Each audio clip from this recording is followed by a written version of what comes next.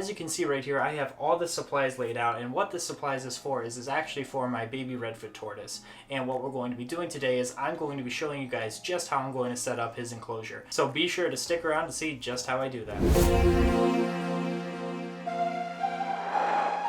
My name is Nick Pulaski. Growing up, I have always had a passion for wildlife, and with that passion, along with my passion of filmmaking, I get taken on some amazing adventures creating wildlife content, getting up close with a variety of incredible animals. So come follow along as I pursue my goals of educating, inspiring, exploring, and conserving wildlife, all while having fun, seeing the beauty in our natural world. Hello and welcome back. So what we're doing today, if you saw in the prior video, you know that I got this baby Redfoot tortoise, and what we need to do now is, as you can see, I have all the supplies laid out. So what we're going to do is, I told you that I'm going to show you just how I set up this enclosure. I am super excited to have one of these regardless, and I think it makes a really great addition to this reptile room. Like I said in prior videos too, I've always wanted a Redfoot tortoise. So this is just a really fun experience, and the really cool thing about tortoise keeping is the creativity that you can do with their enclosures. We do need a habitat for him to live in while he's in his baby to juvenile stage of life. So that's exactly what we're going to be doing today, is showing you guys what I'm going to be building in terms of a baby Redfoot tortoise habitat. What I'm going to be doing today is I'm going to take you through all the supplies that I'm using personally for my baby Redfoot tortoise and how I'm going to set him up for his baby to juvenile stage of life. Being that I live in a northern climate, I don't have the luxury of letting my tortoise unfortunately live outside. So instead we're going to give him the quality of care indoors. So that's totally fine. That's the great thing about Redfoot tortoises, is they're adaptable, and they're also a medium-sized tortoise, which makes them a perfect consultant for anyone that does live in a northern climate and can't take care of a bigger tortoise like me. So here's the little baby right now. I'll kind of show you guys a little bit more of him later down the line. Him, her, we don't know the sex yet. A little bit too young for that. But what I'm going to do right now is I'm going to put this little guy in here for a soak. So while he does that, I'm going to move some of this stuff out of the way here, a more temporary enclosure for him, and we're going to get to this build. So now the first things that I would say that you're going to kind of see that I'm pulling out here is I have these plant plates right here. So these plant plates, you can get these at any garden store, any hardware store. They're made out of clay. These are perfect in terms of food and water bowls, and the reason being is they're shallow, so you don't have to worry about your baby tortoise tipping over. But the nice thing, like I said, is they're shallow, so they have plenty of water for your tortoise to drink, and you always want to have water in there for your tortoise to drink, because it's a very important thing to have for your tortoise to have that option to drink water. And they will drink water on their own, believe it or not. Nice essentials for a tortoise to have is a nice varied diet, a nice water source that's plentiful and available, a nice hiding area for them, as well as good lighting and also heating. So as long as you have those things in place, that's going to be your bare bottom essentials that you will need. For the foundation of this project, what you're going to need is you're going to need some sort of place to put your tortoise. And I would recommend something that you can see people building, like tortoise tables, or using like these right here, which is the concrete mixing tubs that I picked up at my local hardware store. It's probably about like 15 bucks max that I paid for this, and I mean, it does the job quite well, and a lot of people use these guys too, and that's for a couple of reasons. And the reason you don't want to use something that's like a fish tank or anything like that is they will paste the glass because they see the reflection. So you don't want your tortoise constantly doing that and rubbing against that, because that could be something that's rough on your tortoise. So I would just say and suggest that if you make something, I mean, there's a whole bunch of different DIY projects that I've seen out there. People get pretty creative with this, like I said. So that's why I'm really excited about getting a tortoise, because you can do a whole bunch of fun different things. It's something that has to work for you, but at the bare minimum, like I said, with the essentials, you want to cover the food source, you want to cover having a plentiful water source, you want to make sure that they have a hide, and then you also want to make sure they have the quality lighting and heating and humidity, in this case for the Redfoot tortoise, that they require. But we kind of got sidetracked there. So yeah, these are great for a water source. For food too, these are perfect as well too. They hold the food quite well, clean quite well as well too. And also too, what they are good for is it's something for your tortoise while he's eating to rub his beak on. What I mean by that is, while a tortoise is growing throughout its whole life, it's going to have its beak grow as well too, and you don't want that to overgrow.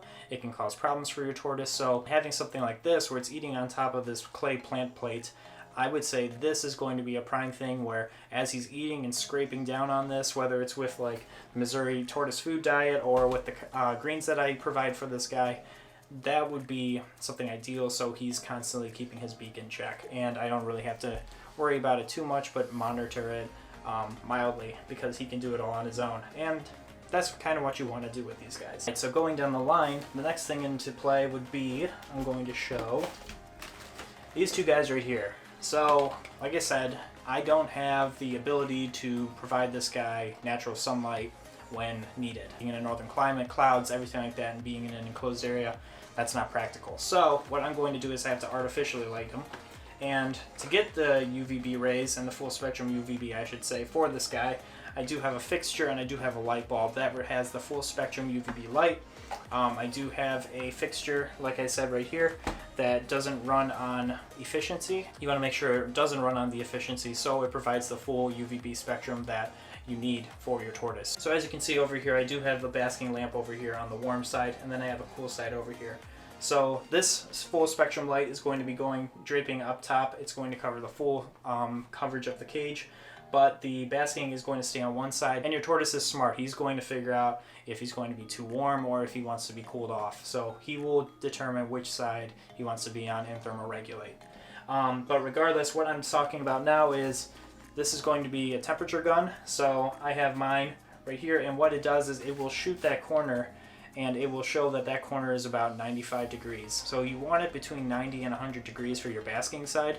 95 is probably your nice in the middle of safe spot, but that's where your tortoise is going to go to bask, get its warmth, digest, because they do need warmer temperatures in order to digest. So what I did to get that temperature just right on the basking side was I have this rigged up where I can raise and lower the wire just to where it needs to be. So with that 75 watt heat bulb in there, I am able to determine just where the sweet spot is to hit 95 degrees. And that's just where it is right there. It's in the perfect height too, which is convenient and nice, so I can be able to put my hands in there and reach in and not have to worry about bumping it or anything like that.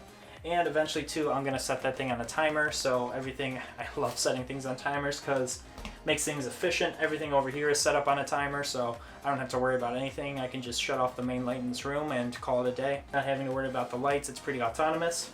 So that will cover your basking side. So for your cooler side, during the daytime, you want that in the low to mid 80s. And then at night, you want that to be dropping no lower than 70 degrees. And as long as you can cover those bases, you're good. I'm probably going to put a hiding area over here. When your tortoise goes in there as well too, or goes on this side, if it stays a little bit cooler in your area, what I would suggest doing is I would put an under the tank heater over here so the heat rises over here. You also want a thermostat in here and a hydrometer in here too. Humidity and everything like that is going to be covered with, you can just get like a normal spray bottle at like a dollar store or anything like that. Don't use one that you have at home that's already been used for chemicals. Even if you don't think chemicals are in there, chances are maybe at some point someone did use it without saying with chemicals, so don't risk it for your tortoise. Get a brand new spray bottle. They're like $1.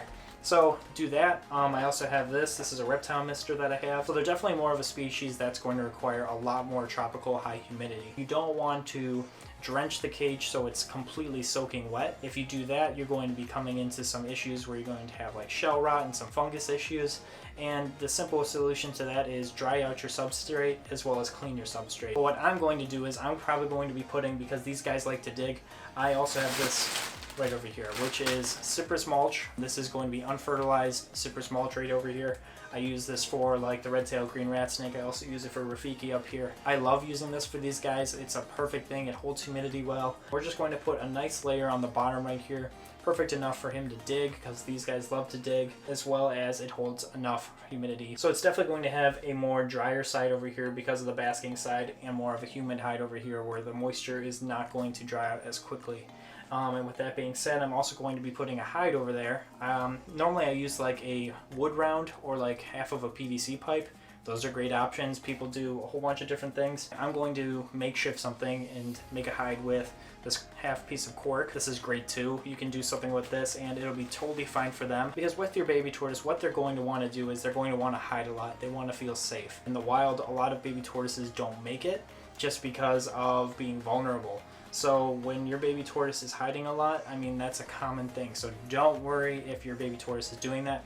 It actually prevents less stress for the tortoise. They just want to feel secure. They want to wait till their shell hardens and they become a lot stronger and a lot more of a more durable tortoise, where they can actually take on a little bit more of a punch from predators and anything like that. Obviously in captivity, they don't have much to worry about, but regardless, there's still stuff that you may have to worry about, especially if you're keeping them outdoors. I would suggest if you're going to do something outdoor wise, I would say you probably want to put some sort of screening on top of here and make sure it's secure so you don't have anything like a raccoon or a bird or anything like that coming in and swooping away with your tortoise. I mean, that would be devastating. I could not imagine if that happened to me. I think that's basically the breakdown of everything here. I think what we're going to do now is I'm going to boost the camera over here, and I'm just going to show you guys me putting this thing together piece by piece. Alright, so here is the concrete mixing tub to keep humidity high. I also do have sphagnum moss right here. So sphagnum moss is a crucial thing. I can't believe I overlooked that. It's a crucial piece and component for this build. In order to keep your tortoise happy with the humidity, I definitely would say having sphagnum moss is probably a good recommendation, and you can also get that anywhere, probably at a local hardware store or garden store.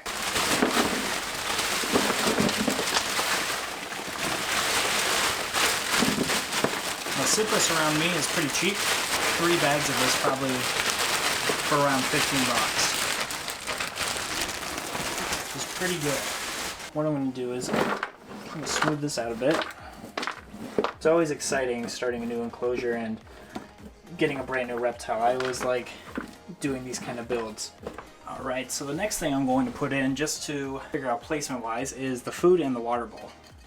So I'm going to put those there. As you can see right now, the bowls are kind of like your midpoint. So you're going to have your basking side over here, you're going to have your cool side over here. He has plenty of room right over here to trek around and see what he wants to do and determine where he wants to go. So now in terms of the cork bark and having a hide in here, I don't want to put it like this just because these guys can be all-terrain vehicles even at a young age. So I could definitely see him using this to climb out. So I want to make a little bed for this guy.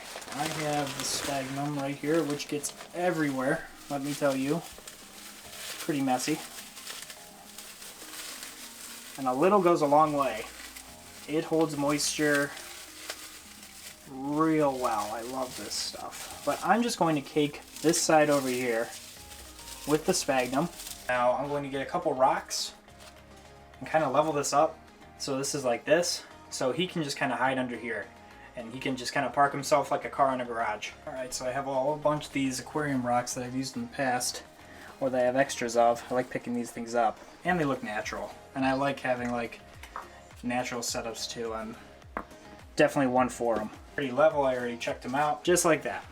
So I have right over there a simple hide that he can use at his leisure and do his thing on. Having an enclosure like this is perfect for a redfoot, especially. For a lot of tortoises, this can be a great thing.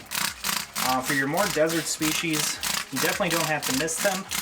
A little bit of misting is good, but they don't require much of it. But for a species like this, where they're found in South America in like the grasslands and definitely under the canopies of the forests, humidity is good. So you may see like your cypress mulch dry out, but your sphagnum is definitely going to hold a lot more of the moisture. So don't worry about that as much. So going over the essentials again, you have a water source right here. You're going to have your food source. You have your shelter right over here. Your tortoise is able to thermoregulate, so it can go to a hot side, it can go to a cooler side. It has a nice in-between. And you also have your lights, which we're also going to put the UVB up light right now. We do have the basking side over here. So everything is all set and ready for your tortoise. I think this would be everything to cover your basics. Alright, so as you can see, we got all this all set up. And then also, as you can see, we got this all insulated. Obviously, the insulation is all wrapped up in plastic, so it is completely covered up. Obviously, I wouldn't use insulation if it wasn't covered up and it wasn't sealed in something, because obviously that can be dangerous. We have this little guy just kind of trexing along right here. But we also have this tube right here. So this tube is going to serve as the mister right here. I have a crane humidifier right here that I have purposed into a reptile fogger. And then what that does is, I'll just turn it on right now so you guys can see how this all works. But obviously it'll mist.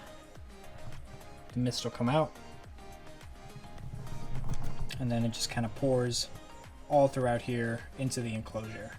So kind of creates like a greenhouse effect, and it kind of keeps the humidity where it needs to be, which is in the 70% to 80% margin. Not only are these 3 walls insulated, but we also have this right here. So this actually folds down, and this completely seals the deal right here. There's still airflow obviously, so it's not completely netted off, but it completely seals it off, so it keeps all the humidity inside here as well as all the heat inside here.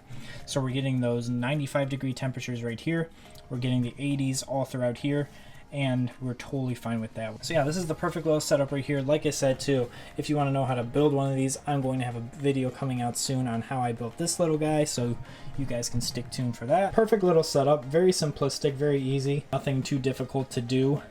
We have the name right now as Daisy, but we obviously don't know if it is a girl or if it is a boy yet, so that's something down the line. If we need to change, we will, but Daisy is the name in the running right now. It's nice too with the Cypress mixed with the Sphagnum, because you don't want to keep these guys on something that's strictly flat. And I kind of went over this in the care video for Redfoot Tortoises, but these guys are all-terrain vehicles per se. You want these guys to have to use their front and back legs simultaneously, so they are working them both out, so they are getting the exercise and building those muscles up, so they're never dragging their legs along. The bowls, like I said, you don't want to just throw their food along on the ground. You want it to be inside a bowl where they can't just grab things and it can compact them. It's definitely not something that's good for them if they get compaction for eating their bedding, or if you had like fake plants in here, you don't want those to be eaten either, so I would just avoid those. I covered all that in the care video as well too, so definitely refer to that for all notes beyond the enclosure for Redfoot Tortoises. I covered all that so you guys can learn from that and see in there what needs to be done in terms of what I do in terms of proper care. Whole bunch of good stuff, fun facts in there. And then right here, this is how it looks with the plastic down. So you can get these anywhere. I got this as a window covering, and as this guy gets bigger too, and as we change up the enclosure and everything like that, I obviously will show you guys how that process works in terms of this as well too, so we can show you guys what to do in terms of when your tortoise gets larger and outgrows the enclosure and stuff like that. But really exciting. We're out and about right now. We're just coaxing along here. Thank you guys so much for watching today's video. If you guys found this to be enjoyable as well as knowledgeable, let me know down below, as well as if you have any suggestions or anything like that, or let me know too how you guys keep your Redfoot tortoises. We all keep them differently, and there's a whole bunch of different ways we keep these guys, so definitely leave comments down below, because it only benefits everyone if we're all working together to kind of brainstorm ideas. All those different ideas blended together, it makes a melting pot to benefit species like these Redfoot tortoises that we keep. So definitely leave your comments down below, definitely leave your feedback down below. I love to hear it and love to read it. And again, thank you guys so much for watching today's video. Make sure you also check me out on my social media. I'll be posting some fun things there along the way in terms of this little guy and his progress, so definitely make sure you check me out there. And also too, make sure you hit that notification bell so you know when I upload. I have some really cool ideas for videos coming out soon, so make sure you check those out. We're coming on to the end of the year, so we're going to have a couple more videos winding down the year, and then a whole bunch for 2021. It's going to be really exciting. Thank you guys again, and until next time, I will see you guys soon.